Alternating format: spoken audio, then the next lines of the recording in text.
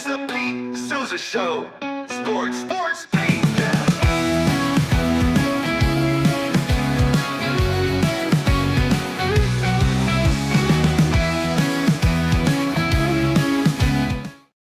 All right, this is the Pete Sousa Show, and I'm not here. Like, I'm here, but I'm not here. So we're doing a best of this week. I'm in Charlotte for the ESPN Basketball Talent Seminar. And why not listen to some basketball talent right now? It's an interview of myself with the icon, Tim Brando. Check it out. We'll be back Wednesday. Another best of tomorrow. Mike Hamilton, take it away. It's the Pete Sousa Show. Sports, Pete.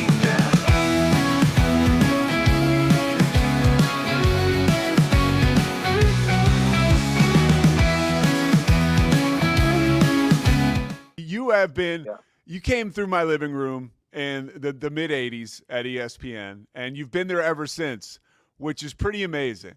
And so your longevity in your career is something we could talk about forever. And you've always made sports fun. So I just wanted to thank you for that. You do an amazing job, and you keep it so fun and light. And you always have. Well, thanks, Pete. I mean, it's supposed to be, right? We did grow up, my generation, in simpler times. So we signed up for, in essence, the toy department. I mean, that's the way we viewed it when we were coming up. If we wanted to be involved in controversy and negativity, we were going to be in news. We weren't going to be in sports, right? So we were going to be the outlet for those that were seeking refuge in their lives to find some happiness, So I try to continue to bring that to the games that we're describing. And yeah, I know it's a serious business. I know people are more on edge now than they used to be. That's our culture. It's just the evolution of life. And to some extent, I presume I'm that way too. But at the same time, there are those moments when I think we need to remind ourselves that this is just that. It's fun. So let's have it. And it's funny because there are times when you have to get down to business in a game, just the facts, what's important and what isn't. But I've oftentimes said that I don't necessarily gauge what great is in our profession by simply how a big moment is handled. I think if you're doing a game that's less than thrilling and you're somehow able to keep those that are still with you while the rest of the world is tuned out, but those hardcores are still watching, if you're able to make them happy and you're able to keep them engaged, then that's the mark of a great broadcaster. Anybody can handle a big moment if you've got great judgment, but not everybody can handle a really bad game that you're trying to make entertaining and to some extent informative for the people that are still with you. So I oftentimes say we can all get lucky and have those big moments, and how you handle it is going to be your legacy. But I value the great broadcaster. When I watch a game and I'm watching other young people coming up broadcasting, I want to see how they handle a bad game. It's 10-0 in the eighth, and you're calling the game for the home team, and they're behind. Or it's 45-7. We're starting the fourth in a game that we thought was going to be good. So as you're emptying your bucket, how good is that bucket? I want to know how good that bucket is the broadcaster has at his disposal. So I view it a little differently because I grew up knowing this was what I was going to do. It's all I can do. As you saw, just trying to get on with you today was not easy for me. So I don't have my own engineering system here at the Chateau, but I do feel like this particular craft, the craft of broadcasting, whether it is in the studio or at a game, is something that I was born to do. You do it well, and part of your career, you mentioned news. You started off, or part of your start was in a newsroom in Baton Rouge, and at that point in time, you got the opportunity to start to freelance for ESPN. You're calling games, and you start to have some real success, right? This is around like 85, 86, correct? Mm-hmm. Yeah, and so you end up doing the first iteration of College Game Day. Steve Borenstein, it's his brainchild, and you're in the driver's seat of this brainchild. You, Lee Corso, Beano Cook, if I'm correct, right? And Yeah. this is some context to where Howard Schwab comes into your life. Which is, I wanted to bring some context to somebody. You had such a beautiful post about him on Facebook, and it was a different perspective than I had been taking in over the course of the past week or so. When did he really officially come crashing into your life? The moment I was told that I wasn't going to be doing play-by-play for college football and that I was going to be hosting this show called College Game Day, which when I signed to move up to Connecticut, I had been freelancing, as you mentioned, with them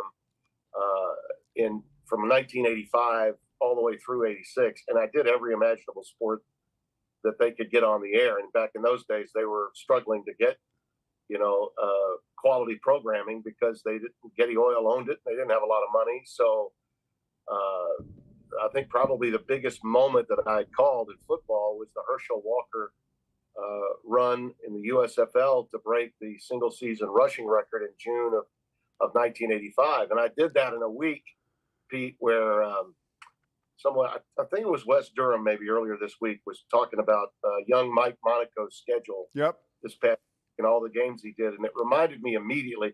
And I know Mike, and I've worked with Wes. Wes and I did ACC games together for Raycom when I was doing their ACC tournaments and whatnot. We would share that post after Tim Brando retired. So for about 4 years, and I knew his dad. I knew Woody really, really well from his days in North Carolina. When he wrote this complimentary tweet about on X about Monaco's schedule this week and all that he had done, I was reminded of that week when I was doing the game in the Meadowlands with Mike Hafner. Now, there's a name from the past. Broncos wide receiver that worked at NBC for a number of years. We're doing the game in East Rutherford, New Jersey on a Thursday. And then I fly from there to Hull, Quebec, Canada for a Saturday night PKA karate show with this, I want to say, middleweight world champion, Jean-Yves Theriault.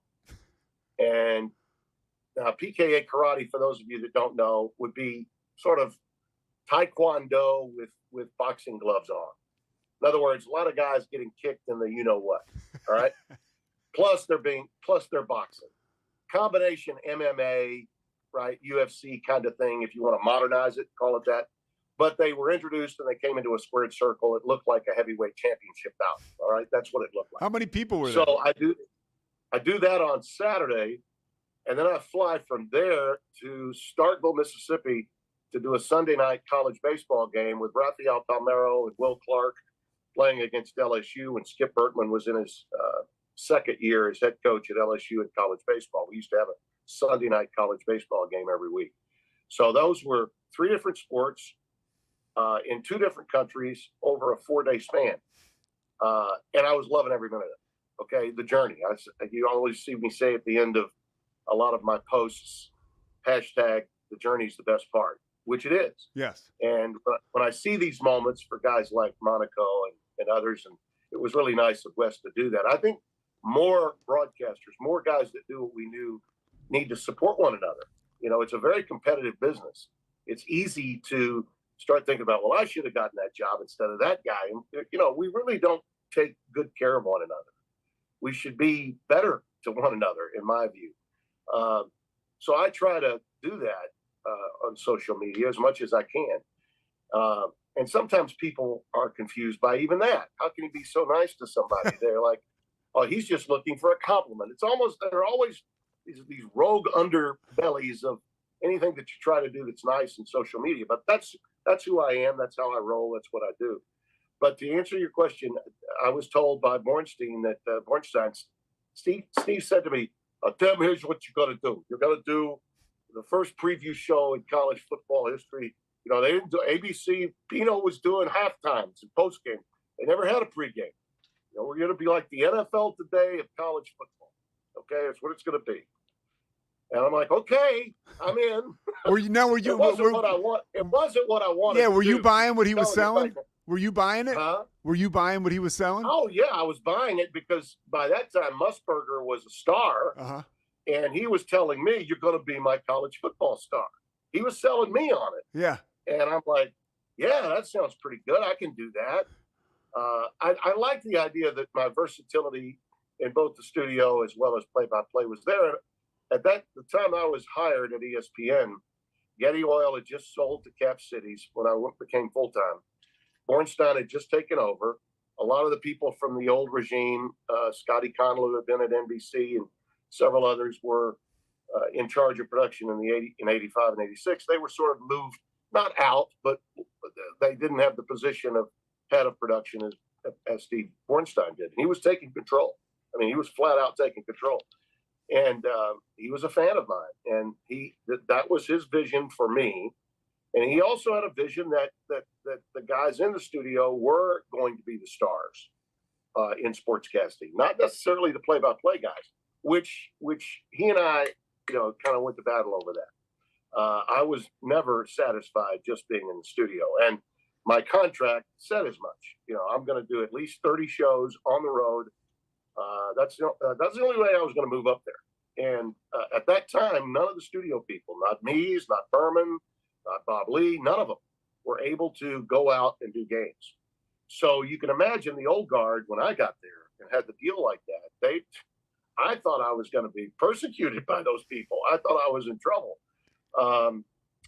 But I came in the same week as John Saunders, my best friend in broadcasting there. He came in from Baltimore and I came in from Baton Rouge. We were paired together to do Sports Centers, but John was going to be his hockey guy and his baseball guy and his basketball guy. I was going to be his college football guy. And he was just like, Brando, Berman is the bomb on the NFL. When we get the NFL, he's the guy. This is college, you're the guy. That was the way Steve looked at it. And so I was flattered that he felt that way. And then Terry Lingner, who was our coordinating producer, is now an independent producer in Indiana, in Indianapolis, does a lot of great work. Terry was one of the cornerstones and foundation members of ESPN's success. He and Steve Anderson were the first two coordinating producers they had. Terry said, okay, Tim, here's your guy. He's your research guy, Howie. And Howie was hired, not full-time at that point, not a staffer, but he is your guy for college football, all things college football. And so this was in the fall of 86. And after that season, by the end of the 87 season, he was made staff as a staff researcher because they understood that what he was doing for us, he could do for SportsCenter. Okay. Why wouldn't you use, as Dan Patrick said, Google before Google, Howie Schwab, to be kind of the guy that was handling all your factual information all day long. But that was just an opportunity that Howie seized upon. I think all of us in this business have to look at our careers and say, how do we take care of ourselves when there are found opportunities? Okay, when an opportunity comes your way, what do you do with it? And I think that's the key. Okay, we're going to get breaks and we're going to get disappointments. And how you handle disappointments is important. There are times when I haven't done a good job of that. But I think even more importantly, how you handle opportunities. What do you do with those opportunities? If you're just living in the here and now, you might get frustrated and not go anywhere. But if you take advantage of that opportunity, you can use that opportunity to jettison your career. And in Howie's own way, behind the scenes, that's what he was doing. And he had in his mind a vision of not just research for college football, but how badly does this startup network that was still in its infancy need him? And Terry Lingner, I think, and I quoted him in my post that you were talking about. He said he was a absolute secret weapon for a startup network like ESPN, and he clearly was. All due respect to my friends that are there now, I don't think any of their studio shows, with the exception of Steve Levy in the hockey studio the other night, when he had a really heartfelt thought about Howie and what he meant to ESPN through the years. Anything that was written for any of those SportsCenter shows that had to be pre-approved, I don't think they got. I don't think they did not point out how transformative a career Howie Schwab had and how he really was the backbone of the information success that they had to be able to call themselves the worldwide leader. You know, if you're going to call yourself the worldwide leader, you better be able to prove it. And if you get something wrong, and trust me, even then, when you got something wrong, it was noticed. It wasn't noticed by as many people because we didn't have as much of an audience. We only had about 25 million subs in 1986, 87, you know, in that era. But if you were going to be taken seriously, you had to get facts correct, you know, and Howie made certain of that. So in building not only an opportunity for himself, but an entire department, you know, when he was let go, and I think that's the most heinous thing that ESPN ever did, and all of its many cutbacks that were less than desirable, because a lot of other great people were let go, many producers, directors, and people that served in all kinds of different areas that make a network function. But Howie's even more so because of what he had done through the years for literally every sport that they had on their air, plus SportsCenter on a daily basis. How you could let him go made no sense to me. That was a bottom line across the board cut where they had an entire department, and they said, okay, Howie is the head of that department. He's making way too much money. So let's get rid of him and let these underlings do the job. That was just beneath contempt to me. And Steve Bornstein had built that place in so many ways on loyalty. You know, he and I were at odds, and I left ultimately and moved back home to Louisiana in large measure because I couldn't be a team player and stay in Connecticut. My wife was from Louisiana. I was from Louisiana. And I was like, hey, I can do this. If you want to fly me up to be in the studio, I'd be happy to do that. But I'm not going to stay up here year round and do 230 sports centers when I could be out doing some other stuff. Yeah. And I had some opportunities to do that. So Steve and I were at odds then. And I did get a new deal short term, and I stayed at ESPN another 4 years. But my importance to the company was lost when I left Connecticut. And so I knew I was on a short leash after that. And by the mid-'90s, I was gone and on my way to Turner. Well, I think I read somewhere that you said that Steve told you, looks like you've done all right for yourself, right? Yeah. Well, because Steve ultimately left too, right? Yeah. And went to the NFL. And he was the guy that raised as they say, raised the number that ESPN was going to have to pay to hold on to the NFL. So, you know, it's a small business, and what goes around comes around. And I was at a meeting at CBS. I'd been at Turner in the mid-'90s. I was doing Raycom and Jefferson Pilot SEC games in the early window, and I was flourishing and working around the clock. I was doing Braves, Hawks for Turner, and I was doing the playoffs, the NBA for them.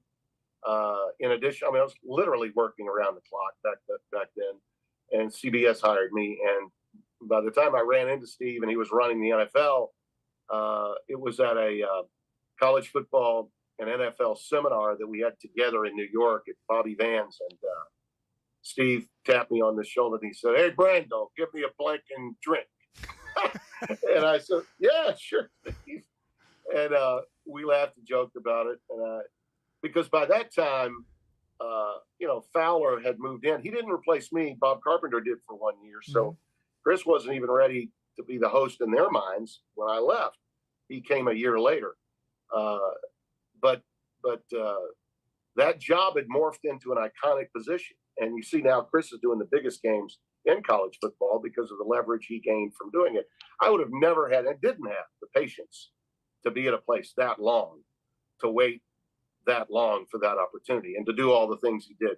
And Chris really invested himself in doing that show. For me, College Game Day was great, and I learned a lot from it. I think I became a better broadcaster because of my time in Connecticut, but I was always in a hurry to get to the booth, always in a hurry to get to the games. I even at CBS, the opportunity to host the College Football Today in the SEC on CBS was in large measure because of what I'd done years earlier at ESPN. I know that.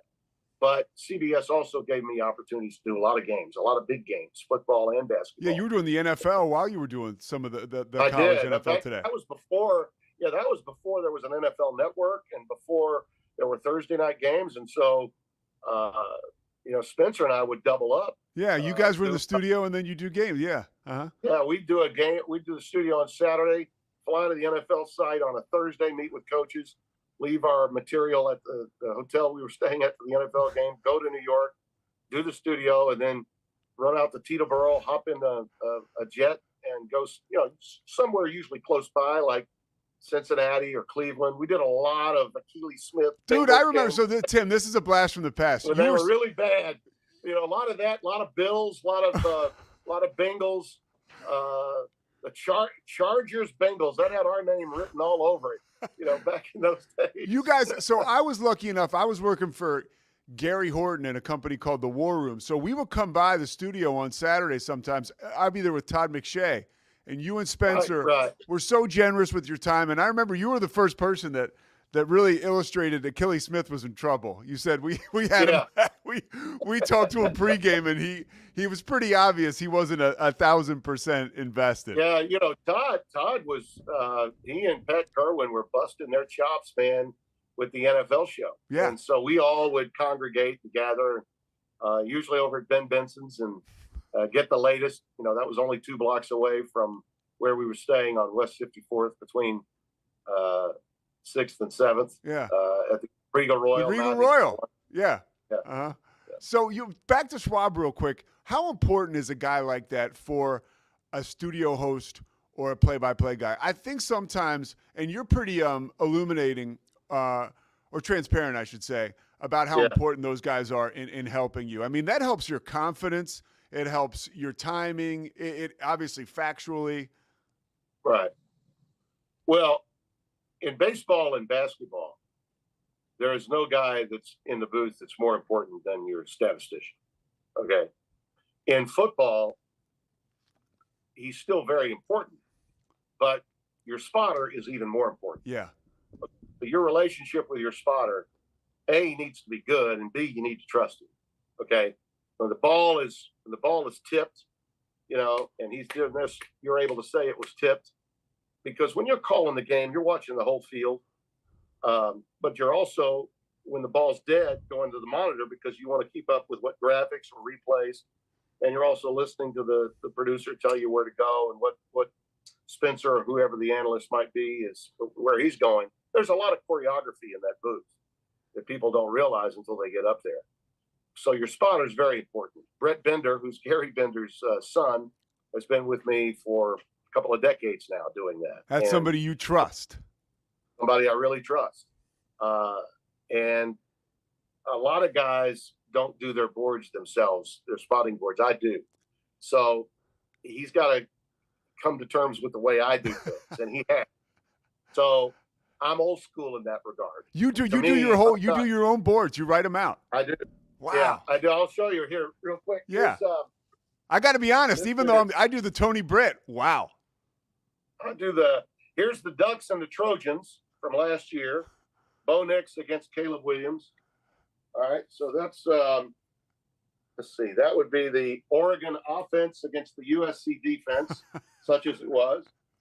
And this is the USC offense against the Oregon defense. So when you have a Thursday, Saturday, you're still writing out both? I'm doing it myself because if I don't do it myself, again, this is a baby boomer thing. Yeah. I may not really look at it that much. There are some anecdotal things that I would write down. Yeah. I only want to have to write it once when I'm doing my meetings. So my skeleton boards have got to be ready before my meetings start. So, on Monday and Tuesday, I'm really working on that pretty hard and then looking at tape. In those days, we would go in to meet the NFL guys on Thursday instead of Friday, because on Friday we need to get to New York to get ready to do the studio show on Saturday. Huh. So we would go in, spend all day Thursday where the home team was playing in the NFL, get through with that, hustle to the airport, Spencer and I would, and then fly in. Our producers would obviously for the game would stay where they are. We would always meet with the away team via conference call, for those games. And the NFL approved that. They were fine with it. Dennis Lewin was in charge in those days, and he trusted Spencer and me, so we were fine. And the coaches loved it because it meant their Friday was free. If we were coming, it meant Friday was free. So, but that was a lot of fun, and it kept me on the bike. It kept me on the play-by-play bike. And as I said, we only did probably 5 or 6 games, but on occasion they were big games. On occasion we got better games. I remember one year we were assigned, and I don't know why. I'm sure enough some of the other play-by-play guys were pissed. Like Don Cricky or someone like that. It was like doing the 5 or 6 game, because we're not doing that. We're doing like the 7th game. We wound up doing the Bengals at the Jaguars when Brunell was trying to get a number 1 seed, in the AFC. I mean, that was a thrill to get to do that game. And Blake was playing quarterback with the Bengals. They weren't bad. They played pretty well. Jeff Blake, yeah. Blake. Yeah. And we got a good game out of that. That was the Tony Baselli, Jaguars team that. Oh yeah, they never could get over the hump and get there. Yeah. But they did get they did win that game, and they got the top seed, and they wound up, I think. They lost. They wound up. Did they lose to Tennessee? Bounced, I think. To Tennessee, I think. Yeah. But it was a blast, and we also got the record-breaking single game rushing record for Lewis for the Ravens against the Browns. Yeah. If you remember that. Sure. The former Tennessee running back that played for the Ravens set the single game rushing record. And that was a thrill, and not necessarily a game that people were pining away to get the call, but as it turned out, I think that was in 2000, maybe. Yeah, it was. Jamal Lewis. Yeah. That sound right? Yeah. So there were thrilling moments that we got, even though it was a lot of work but it was a lot of fun, and I was getting to wear all the hats that I wanted to wear. But to your point, those guys are incredibly important to you in terms of the play-by-play guy getting the information that he needs. If you just are trying to do it on your own and you're just looking at notes, you can go through mounds and mounds of notes. You need to have guys that can find the things that they know work on television. Okay. And good, bad, and indifferent, not always just, what their strengths are, but what their weaknesses are too. Yeah. So that's very helpful to us. But I don't know that management has ever quite understood. And I think the Schwab passing is to me proof of that. Because if you look back at what was said, and I'm not saying, and I'm not disregarding that some of what was said had to be said. But Howie was much more than just a statistician / producer that became noteworthy because of Stump the Schwab. I mean, that was, to me, the portrayal of his impact. If you watched ESPN most of last week, that's what you were hearing. And, that played really well for the people that were in their mid to late 30s or 40s that knew about Stump the Schwab. But they didn't know about, hey, he was hired to be the first researcher in network history for College Game Day. And it evolved into this. And soon he became in charge of the bottom line. Who's the guy that's making sure what you're seeing on the bottom line is showing you all that information 24 hours a day? It was Howie. Okay. Wow. I mean, and his staff. So he was much more, than just a statistician / producer that would become more well known because Stuart Scott and he did Stump the Schwab. I mean, and God bless Stuart and he did a great job on that show, but Howie was much more than that. That was my point. Well, one last thing about Howie, and then I'll let you get on with your day. You mentioned in that post, and I thought this was really cool, about his personality. You said he was charming, and he was sort of just had this way about him. And you said that was sort of like lightning in a bottle. Somebody that was that young and that talented. it was rare for them to have that ability to be humble and just kind of know how to roll with it. Somebody who got it. Can you elaborate on that a little bit?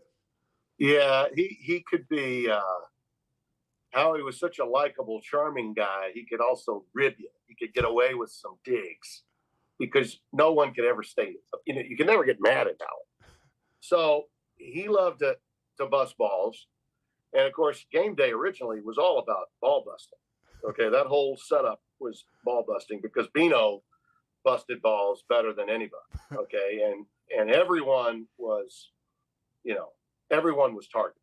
It didn't matter who you were, what your background was. Unbelievable. He would get going, and Howie loved to, and he would imitate Bino from time to time. He would call me, Brando, you're the very, very best. And I love Terry. I talk about my wife. I love Terry. She's Italian, but she's not a ball buster. So many women are ball busters. She's not. She gets it. That kind of stuff. Howie would do the same thing. And one year I was doing, and this was what happened with anchors sometimes in their off season. They would throw you on another show. Like they didn't have the NBA, but they had this show called NBA Today. And somebody normally hosted it that was one of the Sports Center anchors, but they were on vacation. They asked me to do it. So I get through with my little piece, and I would say, I enjoyed my stay on the NBA Today. And Howie's like, you effing did not. You can't stand the NBA. I want to hear that. I enjoyed my stay. He would call me up. I enjoyed my stay on the NBA. So he could bust your chops. The last message I got from Howie Schwab, and this is, and again, I'm going to run the risk of upsetting my dear friend Dick Vitale, who did more for Howie and cared more for Howie than anybody. As Dick has always cared for everybody. That's just who Vitale is. But I have not made it. And he was my first analyst that I ever worked with on a game at ESPN. January 5th, 1985. I have another prop for you. Here's another prop, Pete. This is the check stub, copy of the check stub. January 5th, they paid me on February 5th. That's my birthday. January 5th, okay? They paid me on January 5th. You see, ESPN, there's the check, copy of it, for Duke and Virginia for a whopping $300. There you go. It's not a bad game, though. It was number 2 Duke against Virginia with Dickie V, which to me, living in Baton Rouge, getting my first opportunity on ESPN at age 29, I was through the roof. Are you kidding me? I was as excited as I could be. Actually, I may have been 28, about to turn 29. Either way, I was excited.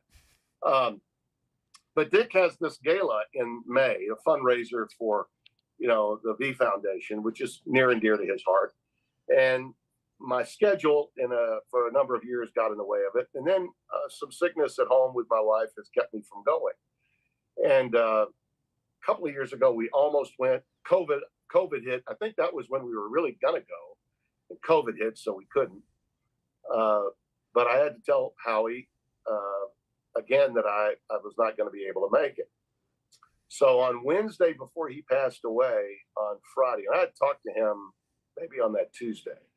So Wednesday before he passes away, Friday night going into Saturday morning, I get a message from him. I'm going to hold on to it. I'm never going to, and when I see Dick, I'm going to play it for him because I love Dick and he loves me. But I know he's upset with me because I still haven't made one of these. And I think this is his 19th coming up. I think next year is going to be the 20th gala.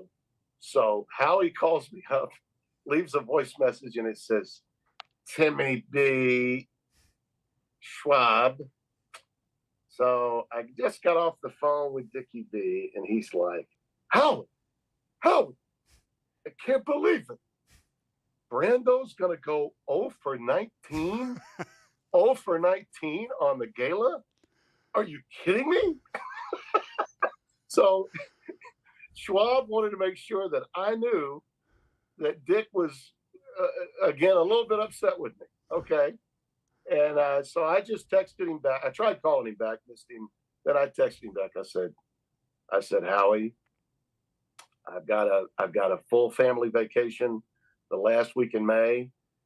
Terry can only go, I can't take her on trips of that magnitude within 2 weeks. I just can't, and he was like, so he wrote me back. He said, I know. I'm just blanking with you. So that was my last correspondence with Howie. But that's just who he was, and what made him so lovable was that he could, and he knew this, he could give you all kinds of grief, and he knew he could get away with it because he was so beloved. I could go to a St. John's game, literally be 30 minutes from air, and he would be like, so here's some like 5 factoids, Tim, you probably didn't know. And I've got all my research. We've got good people. I use a really good researcher, Jeff Chapman, who does a tremendous job, and his people in terms of putting together the work that I need to get ready for multiple games in a week.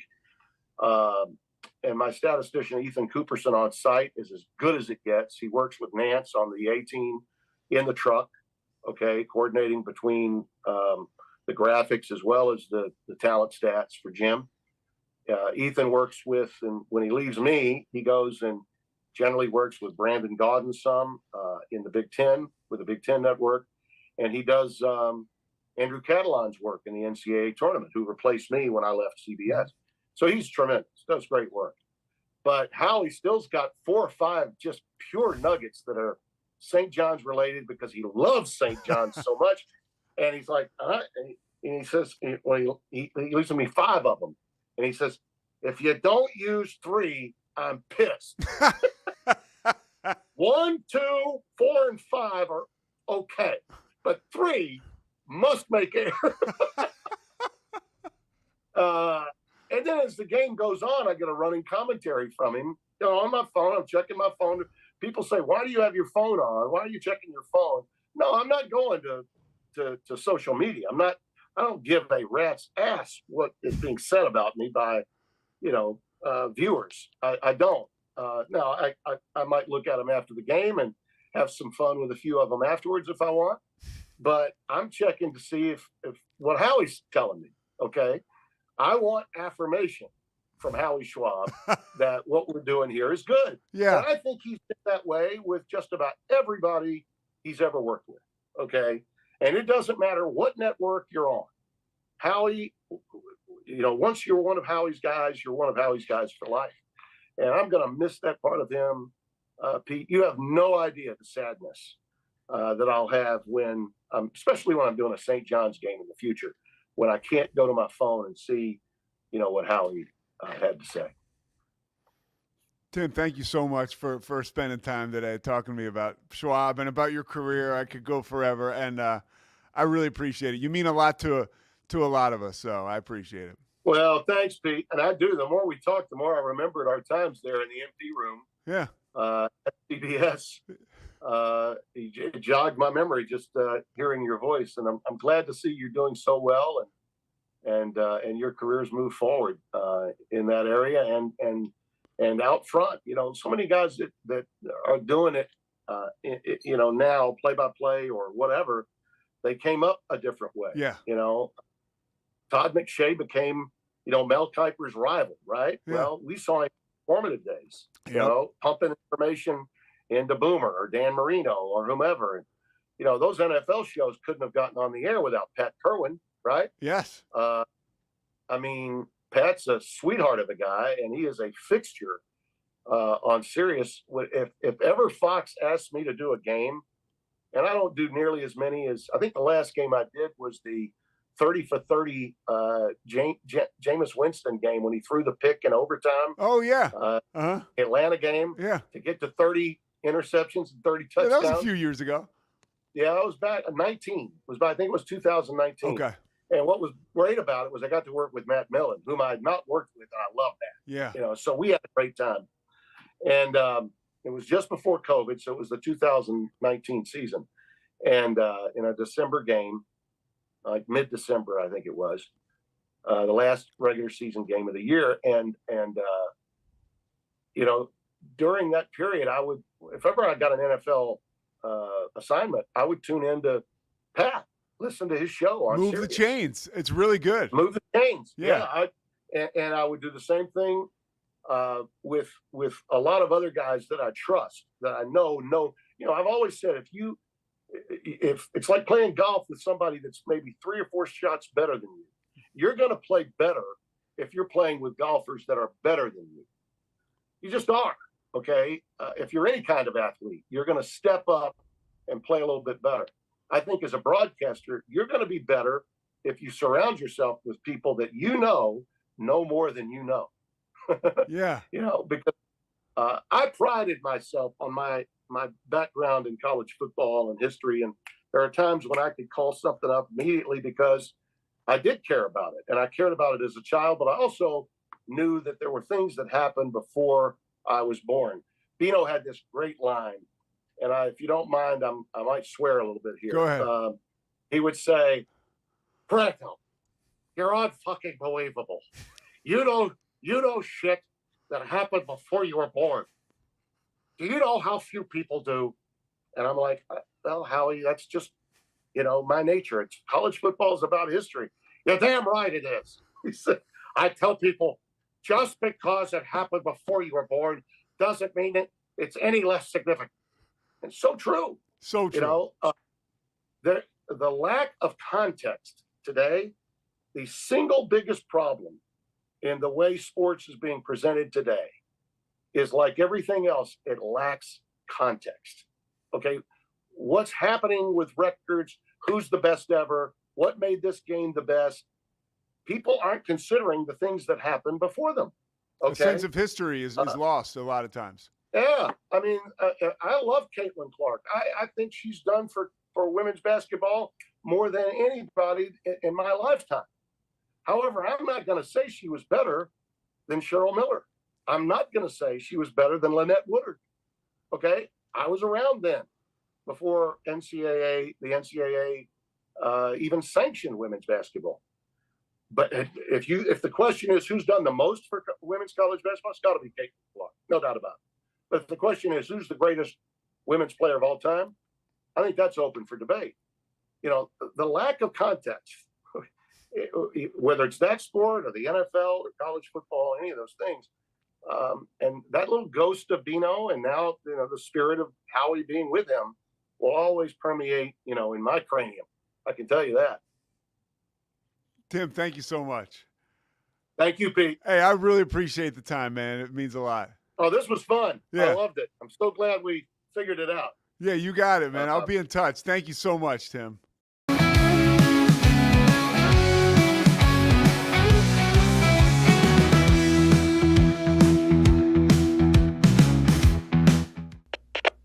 We are Rogue Media Sports.